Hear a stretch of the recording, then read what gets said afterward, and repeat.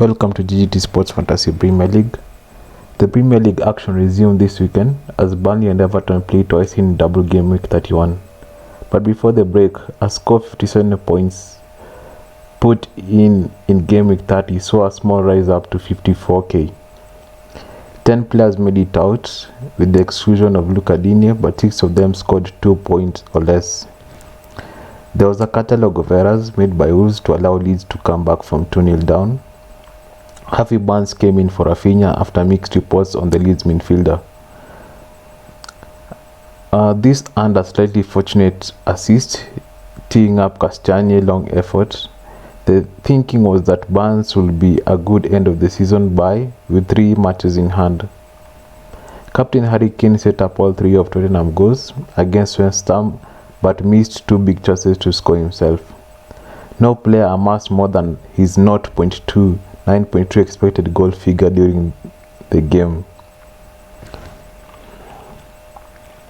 So let's move to the transfer plan side of Saturday's game week 31 deadline. The initial plan was to bring in a Burnley defender to cover the doubtful Alexander Arnold, selling Luca Digne, but then that no longer seems necessary with the left back having been involved in France squad over the break. Martin Dubravka was forced to withdraw from international duty, and there has been some confusion over his condition, but the latest reports are suggesting it's down to illness. In that case, you'd expect him to be available for game week 33, where Newcastle played twice, limiting the benefit of a potential move for Nick Pope.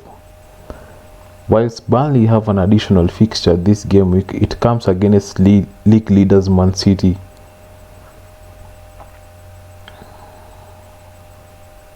But as we look at that, there's also a third double game to consider for the Clarets, which could fall in game week 34 or 35. So if I'm to make a transfer, Jose Sarr to Nick Pope is one that I'm considering, but it feels like a luxury move with Aston Villa and Newcastle up next for Wolves. Even so, I'm leaning towards making that transfer, and here's how the team is set to line up. Should he come up this week?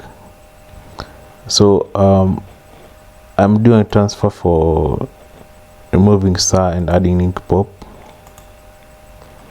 Then I had Richardson here, which I also do a transfer, remove Richardson and replace him with Broja.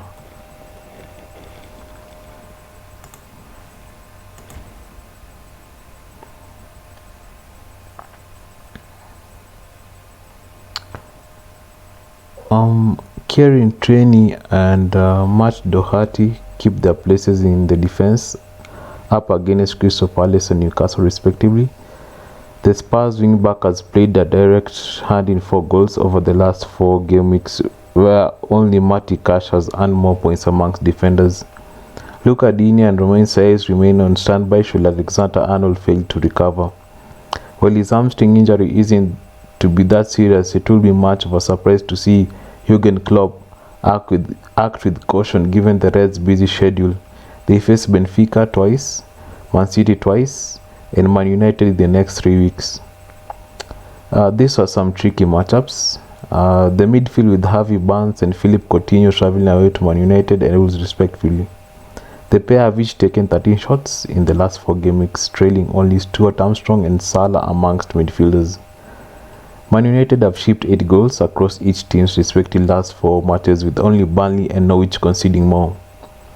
Bukayo Saka had to withdraw from international duty after testing positive for COVID-19 last week, but Arsenal meetings with Crystal Palace isn't until Monday night, boosting his chances of a return. No teammate has had as many as his 10 shots over the last 4 game weeks, while only Martinelli came back to his 7 attempted assists. Armando Broja hasn't started Southampton last 2 matches in all competitions, but could return to the starting 11 after defeats to Man City and Watford. He is presumably unavailable against his parent club Chelsea in game week 32 as well, but it will make sense to utilize him here. Leeds have improved defensively under Jesse March, but with a clean sheet in 4 matches, conceding 7 goals, Alex Lacazette has played a direct hand in 3 goals over the last 4 game weeks, and only trails Ronaldo and Kane for shots amongst spots with 9, but Crystal Palace have kept back-to-back clean sheets against Man City and Wolves, and only Chelsea and Liverpool have conceded fewer goals than their 2 over the last 4 matches. It is still early to decide on the captaincy, but I'm almost certain to overlook double game week options favor of either Harry Kane or Mohamed Salah. Watford would have been more porous than Newcastle over the last 4 matches, conceding 8 goals compared to their 4, but it remains to be seen whether Jurgen Klopp will continue to manage the minutes of Egyptian ahead of such a busy schedule and after his involvement for his country. So as it stands, the armband is still with Harry Kane. So my team will line up this way. I'll have Pope in goal. I'll have Alexander Arnold being flanked with Tierney and Doherty in defense. In the midfield, I'll have Salah, Barnes, Saka, and Coutinho. Then the front line will be led by Lacazette, Kane, and Broja. Dubravka is going to be benched. Then Digne, Saiss, and Ramsey. The captain will stand at Harry Kane as of now. So I'm wishing you a good game week 31.